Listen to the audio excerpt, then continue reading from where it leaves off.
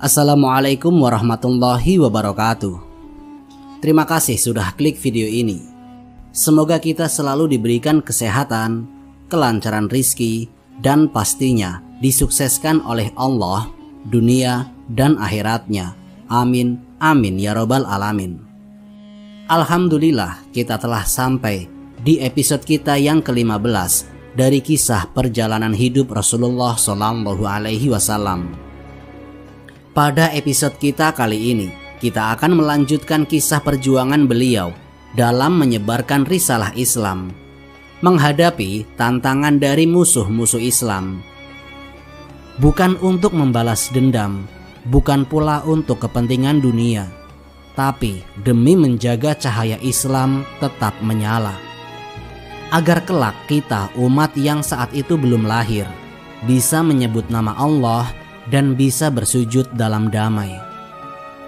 Dalam setiap peperangan, Rasulullah SAW bukan hanya memikirkan sahabatnya, tetapi juga memikirkan kita, umatnya yang belum pernah beliau temui, tetapi begitu beliau cintai.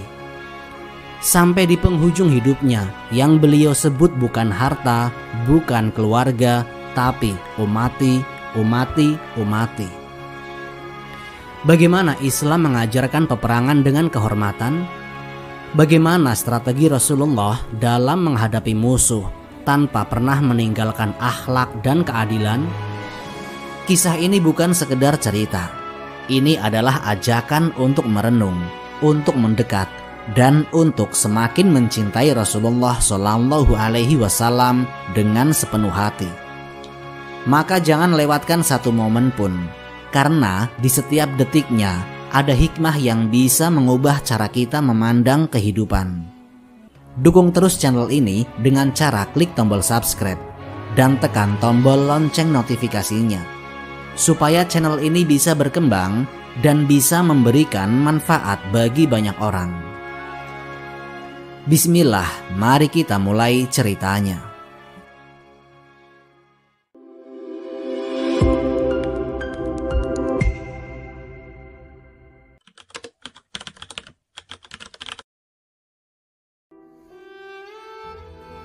Sementara itu, suasana di Mekah berbanding terbalik.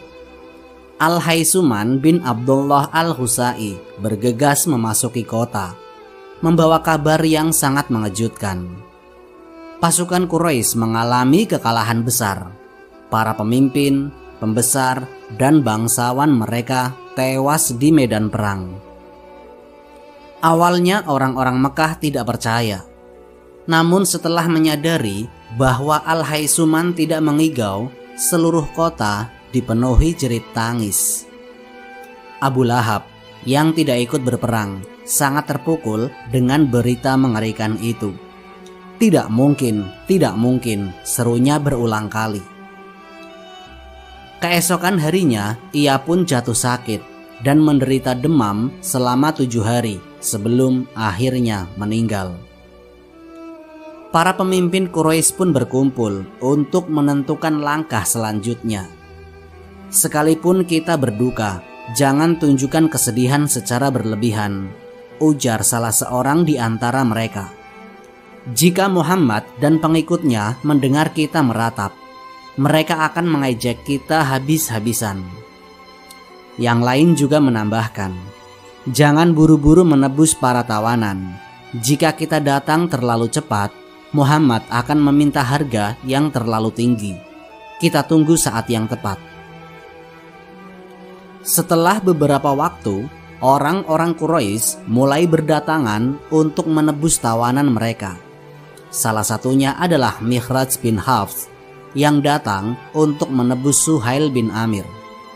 Suhail dikenal sebagai orang yang sering mencerca Rasulullah SAW. Mengetahui hal itu, Umar bin Khattab radhiyallahu anhu sangat marah. Ia mendatangi Rasulullah dan berkata, "Wahai Rasulullah, izinkan aku mencabut 2 gigi seri Suhail bin Amr, agar lidahnya tidak lagi terjulur saat mencercamu di mana-mana." Namun Rasulullah SAW menjawab dengan kebijaksanaan yang luar biasa. Aku tidak akan memperlakukannya dengan kejam, agar Allah pun tidak memperlakukanku demikian, sekalipun aku seorang nabi.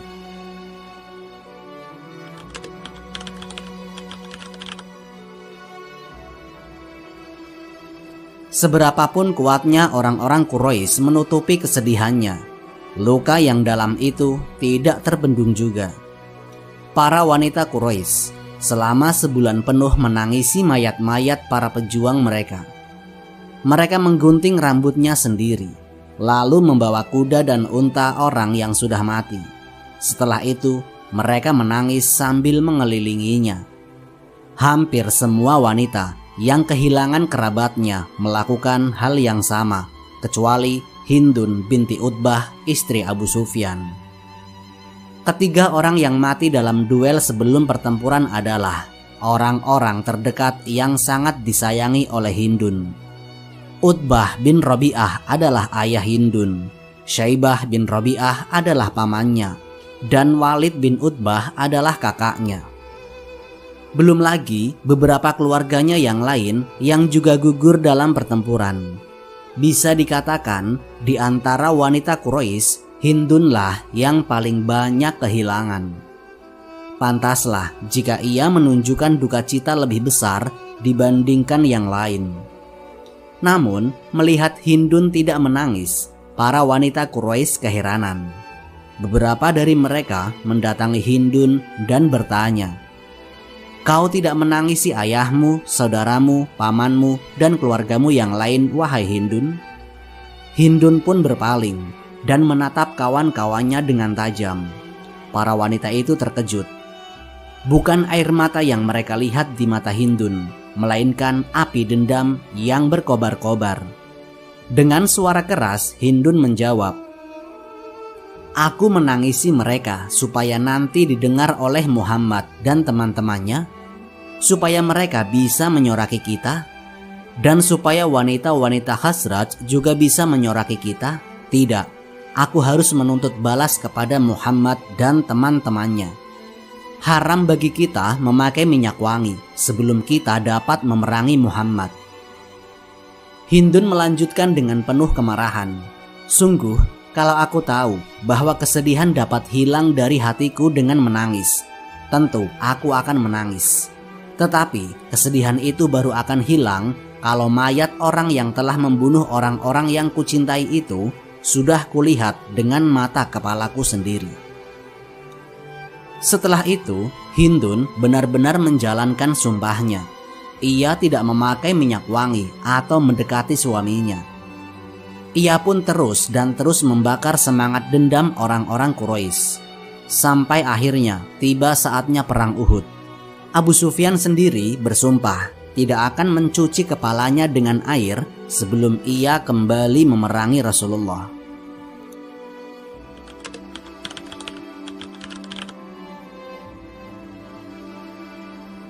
Salah seorang tawanan perang Badar adalah Abul As bin Robi. Ia adalah menantu Rasulullah Shallallahu Alaihi Wasallam karena menikahi putri beliau, yaitu Sayyidah Zainab. Untuk menebus suaminya, Zainab mengirim seuntai kalung peninggalan ibunya, Sayyidah Khadijah, kepada Rasulullah. Ketika melihat kalung milik Sayyidah Khadijah itu, Rasulullah Shallallahu Alaihi Wasallam amat terharu. Air mata pun menetes di pipi beliau. Melihat duka Rasulullah, para sahabat setuju untuk membebaskan Abul As bin Robi tanpa harus membayar tebusan.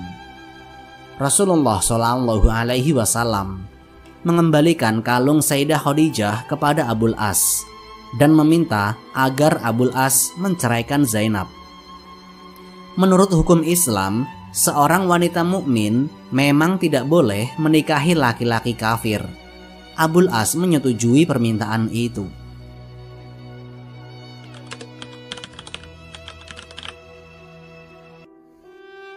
Ketika kembali ke Mekah, keluarganya berkata, "Biarlah engkau menceraikan istrimu itu, dan kami akan mencarikan bagimu gadis yang jauh lebih cantik daripadanya."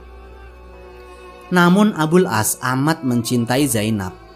ia pun menjawab dengan tegas, "Di suku Quraisy tidak ada gadis yang dapat menandingi istriku." Walau dihalang-halangi oleh orang-orang Quraisy, Abul As tetap melepaskan Zainab ke Madinah.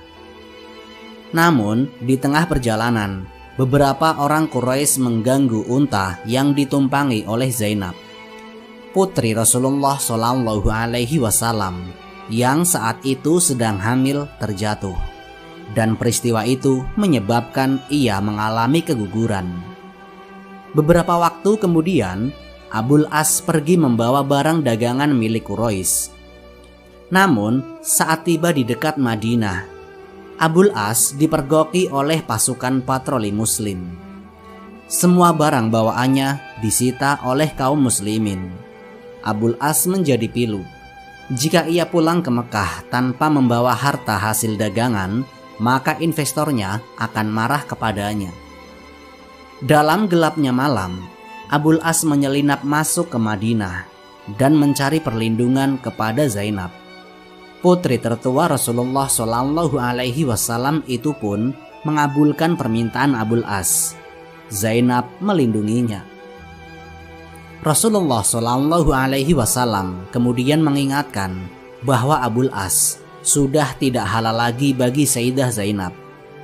Meski demikian, Rasulullah mempersilahkan Sayyidah Zainab untuk tetap menghormati Abul As.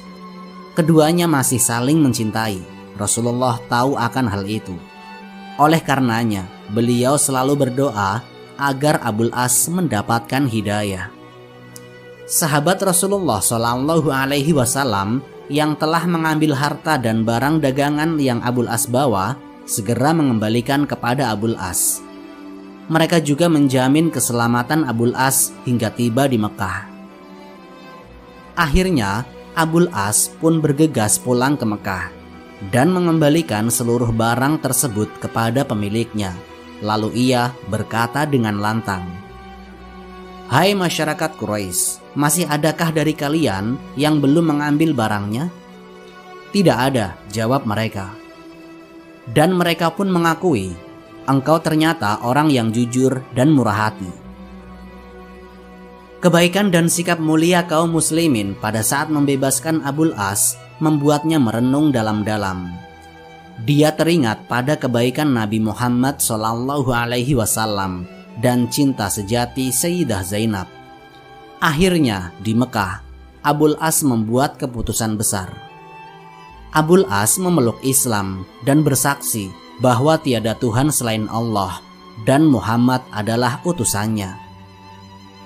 Abul As pun akhirnya kembali ke Madinah. Rasulullah Shallallahu Alaihi Wasallam menerima Abul As dengan tangan terbuka, dan pasangan yang saling mencintai ini akhirnya bersatu kembali dalam ikatan suci pernikahan yang diridhoi Allah.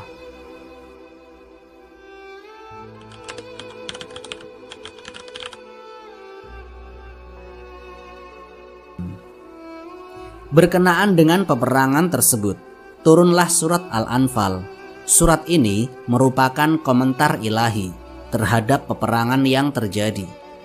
Komentar ini sangat berbeda dengan komentar para raja dan panglima perang setelah meraih kemenangan. 1. Musahabah dan peningkatan akhlak. Pertama adalah Allah mengalihkan pandangan kaum muslimin untuk melihat segala kekurangan akhlak yang masih ada dalam diri mereka. Hal ini agar mereka berupaya menyempurnakan jiwa dan membersihkannya dari berbagai kekurangan. Kedua, menyadari pertolongan Allah. Kemudian Allah memuji segala hal dalam kemenangan tersebut, yang merupakan pertolongannya secara gaib kepada kaum muslimin. Hal ini disampaikan agar mereka tidak terberdaya dengan keberanian mereka sendiri dan tidak menjadi sombong. Sebaliknya, mereka harus bertawakal kepada Allah Ta'ala, mentaati Allah, serta mentaati Rasulullah Shallallahu Alaihi Wasallam. Yang ketiga, tujuan mulia dalam peperangan. Allah Ta'ala juga menjelaskan tujuan mulia yang melandasi Rasulullah Shallallahu Alaihi Wasallam dalam peperangan tersebut. Selain itu, Allah juga menunjukkan sifat-sifat dan akhlak yang dapat menyebabkan kemenangan dalam peperangan. Yang keempat, nasihat kepada berbagai kelompok. Kemudian Allah berbicara kepada kaum musyrikin, orang-orang munafik, orang-orang Yahudi, dan para tawanan perang.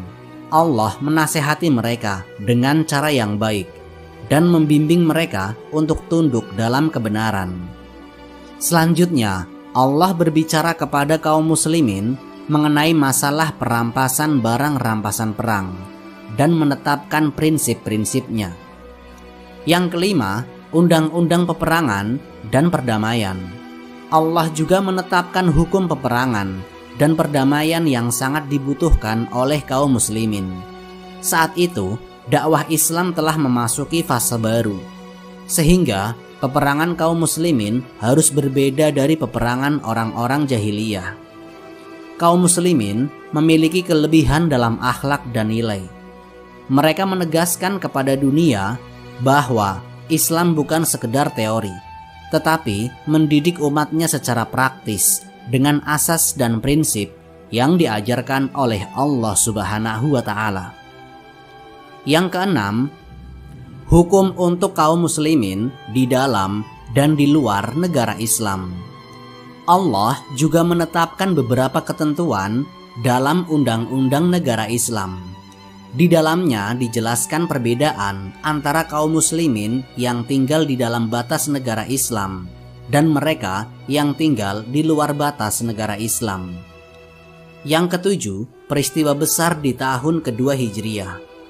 Pada tahun kedua Hijriah, beberapa kewajiban mulai diberlakukan, seperti kewajiban saum Ramadan, kewajiban zakat fitrah, dan penjelasan tentang nizab-nizab zakat lainnya. Diwajibkannya zakat fitrah juga menjadi keringanan bagi kaum muhajirin yang saat itu merupakan kaum fakir dan tidak mampu memenuhi kebutuhan hidupnya. Yang kedelapan, hari raya yang indah setelah kemenangan. Salah satu peristiwa terindah dalam sejarah Islam adalah hari raya pertama yang jatuh pada bulan Syawal tahun kedua Hijriah. Hari raya itu datang setelah kemenangan besar dalam Perang Badar. Betapa indahnya hari kemenangan itu. Allah Ta'ala memberikan kebahagiaan kepada kaum muslimin setelah mereka meraih kemenangan dan kemuliaan. Bayangkanlah, saat itu kaum muslimin keluar dari rumah mereka dengan penuh kegembiraan mengumandangkan takbir, tauhid, dan tahmid. Hati mereka dipenuhi harapan kepada Allah, merindukan rahmat dan ridhonya. Allah Subhanahu wa Ta'ala mengingatkan mereka akan nikmatnya melalui firman-Nya dalam Quran Surat Al-Anfal ayat 26. Dan ingatlah ketika kamu masih berjumlah sedikit, lagi tertindas di muka bumi Mekah. Kamu takut orang-orang Mekah akan menculik kamu. Maka Allah memberikan kamu tempat menetap di Madinah, mendukung kamu dengan pertolongannya, dan memberi rizki kepadamu dari yang baik-baik, agar kamu bersyukur.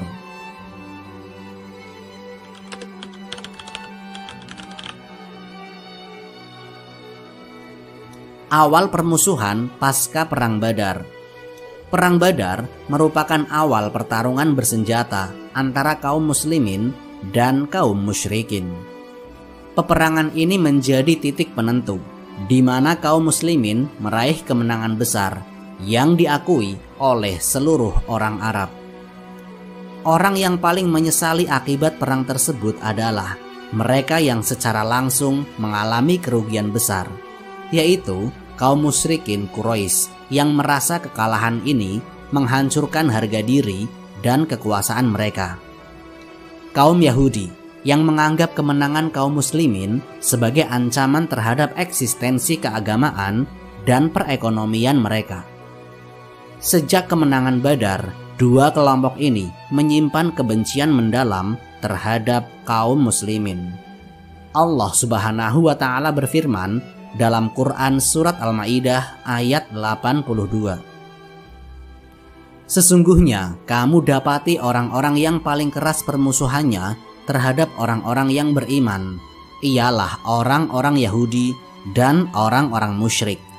Dan sesungguhnya kamu dapati yang paling dekat persahabatannya dengan orang-orang beriman ialah orang-orang yang berkata, sesungguhnya kami ini orang Nasrani. Yang demikian itu disebabkan karena di antara mereka terdapat pendeta-pendeta dan rahib-rahib, serta karena mereka tidak menyombongkan diri.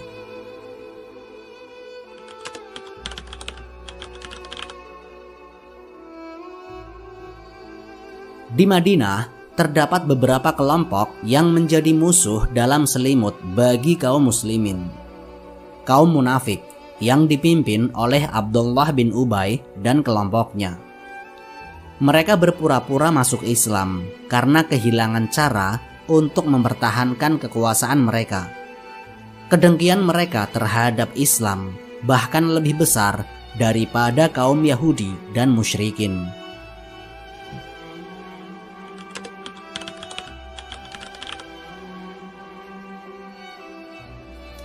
Mereka bukan musuh karena keyakinan agama, tapi karena kepentingan ekonomi. Sebagai perampok dan perampas, mereka khawatir kekuatan Islam akan menghalangi mereka mencari keuntungan dengan cara yang haram. Karena itulah mereka mulai membenci kaum muslimin dan menjadi musuh mereka.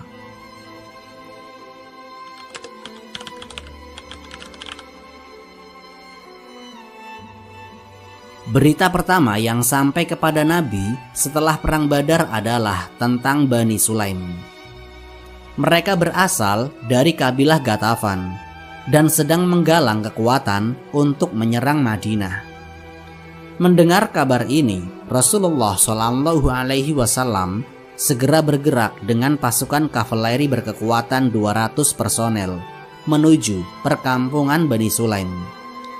Setibanya di daerah Al-Qudr, pasukan Bani Sulaim ketakutan dan melarikan diri.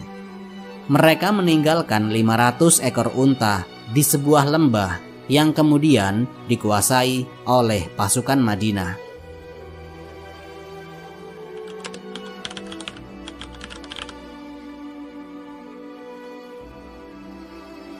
Rasulullah SAW mengambil 1/5 bagian dari unta-unta tersebut. Kemudian beliau membagikan sisanya kepada para sahabat, di mana setiap orang mendapatkan 2 ekor unta. Dalam peperangan ini, kaum muslimin juga mendapatkan seorang budak yang bernama Yasar, yang kemudian dibebaskan oleh Rasulullah SAW.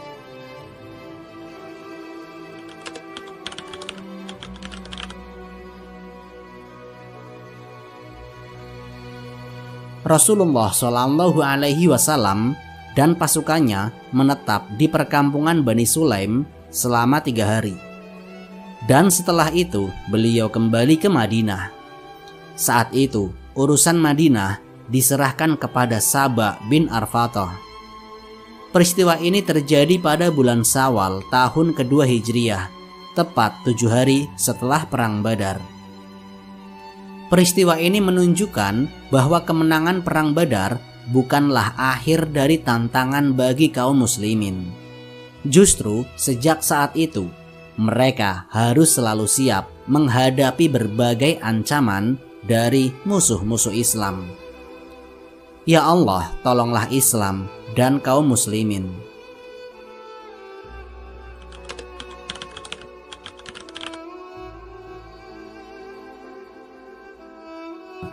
Kekalahan kaum musyrikin dalam perang Badar menimbulkan dampak yang mendalam.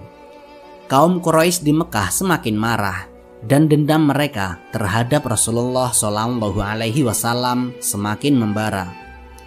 Di antara mereka ada 2 tokoh Quraisy yang merencanakan pembunuhan terhadap Rasulullah. Mereka adalah Umair bin Wahab al-Jamhi dan Safwan bin Umayyah. Tidak lama setelah perang Badar, Umair dan Safwan duduk bersama di sebuah batu. Umair bin Wahab adalah salah satu setan Quraisy yang selalu menyakiti Rasulullah Shallallahu Alaihi Wasallam dan para sahabat ketika masih di Mekah. Sedangkan anaknya Wahab bin Umair menjadi tawanan dalam perang Badar. Saat itu Umair menyebutkan nama-nama para tokoh Quraisy yang tewas dalam perang Badar. Lalu Safwan berkata, "Setelah kematian mereka, hidup kita akan menjadi lebih baik." Umair menjawab, "Sungguh kamu benar. Demi Allah, seandainya aku tidak memiliki banyak utang dan tidak khawatir keluargaku terlantar setelah kematianku, pasti aku akan pergi ke Madinah dan membunuh Muhammad.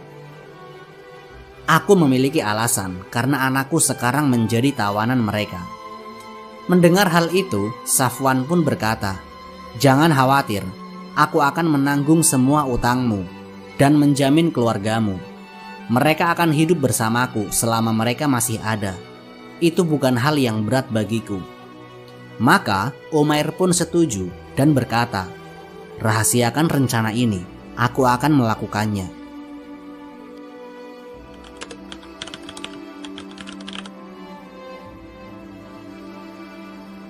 Setelah perjanjian itu, Umair mengambil pedangnya, lalu berangkat menuju Madinah. Sesampainya di pintu masjid, ia menderumkan untanya. Saat itu, Umar bin Khattab sedang berbincang dengan beberapa sahabat tentang kemenangan dalam perang Badar. Ketika melihat Umair, Umar bin Khattab berkata, "Ini musuh Allah, ia pasti datang dengan niat jahat." Sayyidina Umar bin Khattab lalu masuk menemui Rasulullah dan berkata, "Wahai Nabiullah, Umair musuh Allah telah datang dengan pedang terhunus di lehernya." Rasulullah Shallallahu Alaihi Wasallam menjawab dengan tenang, "Suruhlah dia masuk menemui aku."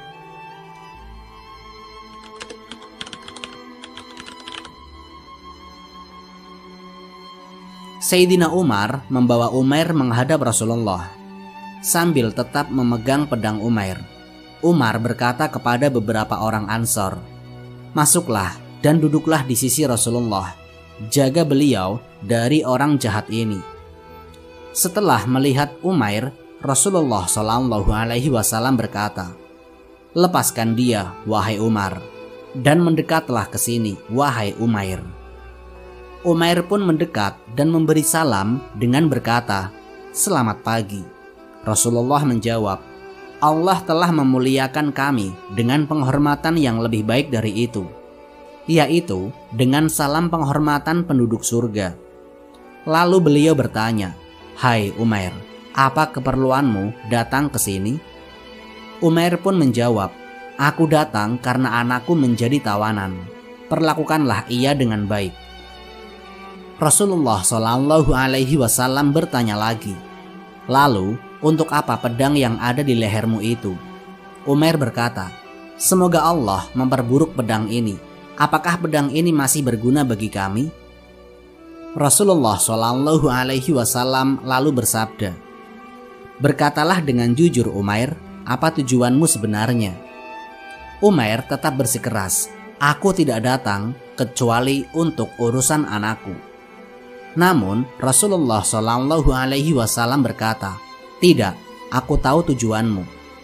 Kamu dan Safwan bin Umayyah telah duduk bersama di sebuah batu. Kalian membicarakan korban perang Badar dari Quraisy.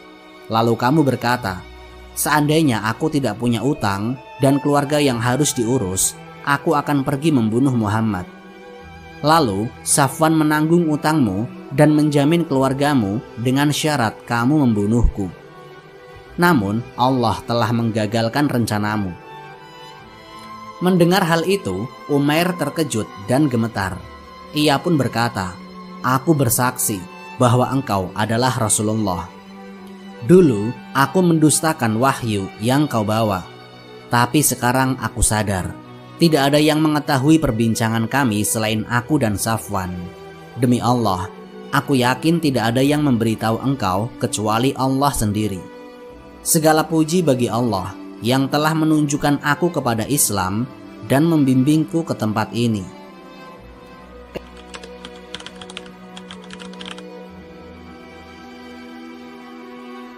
Setelah Umair mengucapkan syahadat, Rasulullah SAW berkata, "Ajarkanlah saudara kalian ini tentang Islam, ajarkanlah kepadanya Al-Quran, dan bebaskanlah anaknya yang menjadi tawanan."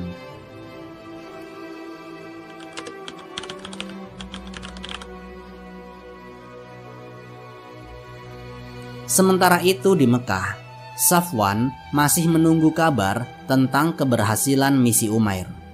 Ia berkata, "Sebentar lagi kalian akan mendengar kabar baik yang akan membuat kalian melupakan kekalahan di Badar." Namun, ketika seseorang datang membawa berita bahwa Umair telah masuk Islam, Safwan sangat marah. Ia pun bersumpah, "Aku tidak akan berbicara dengannya lagi selamanya, dan aku tidak akan memberikan manfaat apapun kepadanya."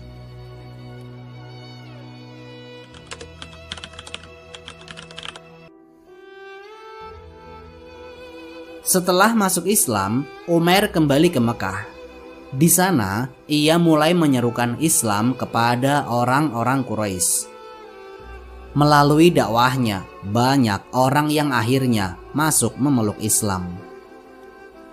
Pelajaran dari kisah ini menunjukkan bagaimana Allah selalu melindungi Rasul-Nya dari rencana jahat musuh-musuh Islam. Dari seorang yang awalnya berniat membunuh Nabi, Umair justru mendapatkan hidayah dan menjadi seorang da'i di Mekah. Ya Allah, tolonglah Islam dan kaum muslimin.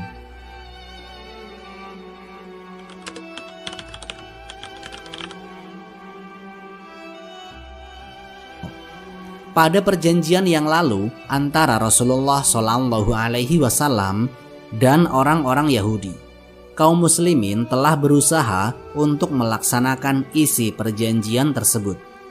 Namun sebaliknya, orang-orang Yahudi tidak ada yang mematuhinya. Mereka selalu melakukan pengkhianatan hingga meresahkan kaum muslimin. Ibnu Ishaq berkata bahwa Syash bin Qais, seorang tokoh Yahudi yang sangat kufur dan membenci kaum muslimin, melihat beberapa sahabat Rasulullah dari kabilah Aus dan Khazraj sedang berkumpul dalam suatu majelis. Melihat persatuan mereka dalam Islam, Syash bin Qais merasa marah. Dalam hatinya ia berkata, "Para tokoh telah bersatu di negeri ini. Demi Allah, saya tidak akan membiarkan mereka bersatu." Kemudian, ia menyuruh seorang pemuda Yahudi untuk menyusup ke dalam majelis itu dan mengingatkan mereka tentang peristiwa Bu'ats serta pertengkaran mereka di masa lalu. Pemuda itu melakukan perintahnya hingga kaum muslimin di majelis tersebut mulai bertengkar. Dua orang dari kabilah itu melompat ke atas kendaraan dan terjadi perang mulut. Mereka pun marah dan berkata, "Telah kami lakukan janji kalian yang menyakitkan. Senjata, senjata." Hampir saja peperangan terjadi di antara mereka.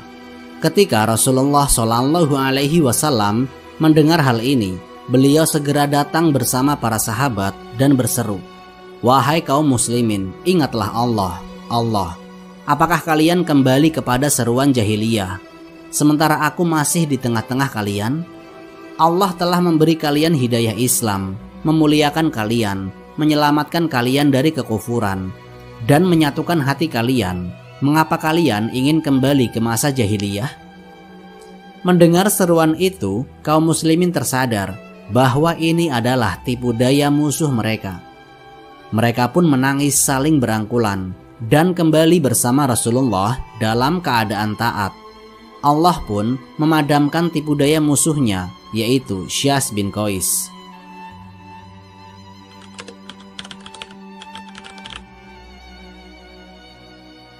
Orang-orang Yahudi terus menyebarkan keresahan di tengah kaum muslimin dan berusaha menghalangi dakwah Islam. Mereka menyebarkan isu-isu bohong, pura-pura beriman di pagi hari lalu kafir di sore hari, untuk menanamkan keraguan dalam hati kaum muslimin. Selain itu, mereka juga mempersulit kehidupan ekonomi kaum muslimin. Jika mereka berhutang kepada seorang muslim, mereka akan berkata, Kami hanya akan membayar utang jika kamu masih dalam agama nenek moyangmu. Jika kamu telah masuk Islam, maka hutang itu tidak akan kami bayar." Rasulullah Shallallahu Alaihi Wasallam dan para sahabat bersabar atas semua itu demi menjaga keamanan. Namun setelah kemenangan kaum muslimin dalam perang Badar, orang-orang Yahudi semakin berani menunjukkan permusuhan mereka. Di antara mereka, Ka'ab bin Ashraf adalah yang paling dengki dan jahat. Sementara Bani Qainuqa adalah kelompok Yahudi yang paling licik dan suka melanggar perjanjian. Mereka tinggal di dalam Madinah dan berprofesi sebagai tukang sepuh serta pembuat bejana. Dengan profesi tersebut, mereka memiliki banyak alat perang. Jumlah prajurit mereka sekitar 700 orang. Setelah kemenangan kaum muslimin di Badar, mereka semakin brutal. Mereka mencela dan mengganggu setiap muslim yang datang ke pasar mereka, hingga mereka berani mengganggu wanita muslimah.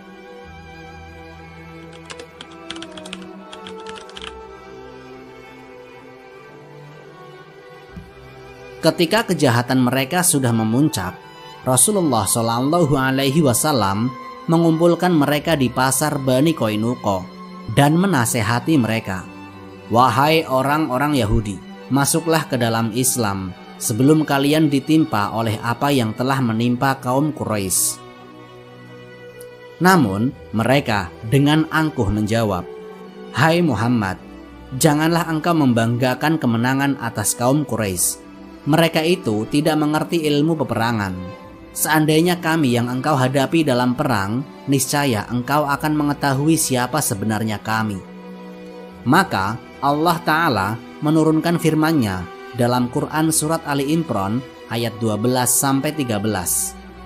"Katakanlah kepada orang-orang yang kafir, kamu pasti akan dikalahkan di dunia ini dan akan digiring ke dalam neraka jahanam. Dan itulah tempat yang seburuk-buruknya." Quran Surat Ali Imran ayat 12. "Sesungguhnya telah ada tanda bagi kamu pada dua golongan yang telah bertempur. Segolongan berperang di jalan Allah dan segolongan lain kafir, yang dengan mata kalian melihat seakan-akan kaum muslimin dua kali jumlah mereka. Allah menguatkan dengan bantuannya siapa yang dikehendakinya. Sesungguhnya pada yang demikian itu terdapat pelajaran bagi orang-orang yang mempunyai mata hati." Quran Surat Ali Imran ayat 13. Jawaban Bani Qainuqa itu adalah pernyataan perang terbuka. Namun Rasulullah Shallallahu Alaihi Wasallam tetap bersabar dan menunggu hingga mereka melampaui batas.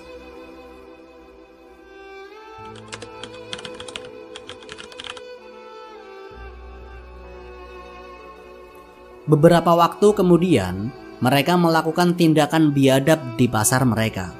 Seorang wanita muslimah datang ke pasar Bani Qainuqa untuk menjual barang dagangannya.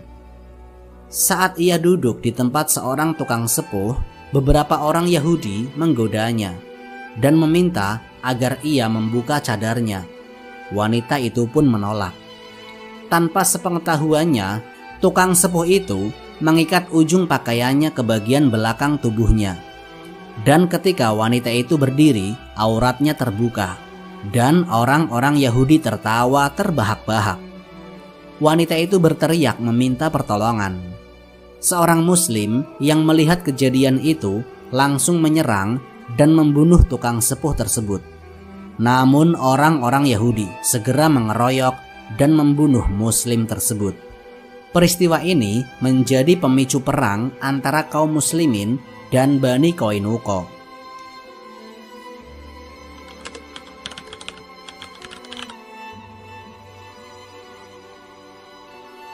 Mendengar kejadian itu, Rasulullah Shallallahu Alaihi Wasallam tidak bisa lagi bersabar.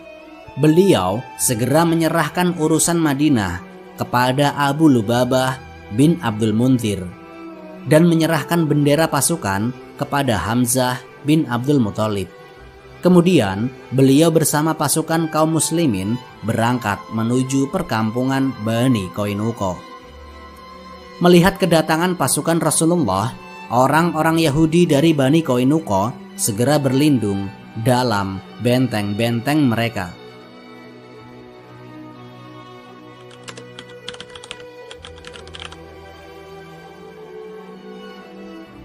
Kemudian kaum muslimin mengepung mereka dengan ketat, yaitu pada hari Sabtu pertengahan bulan Syawal tahun kedua Hijriyah.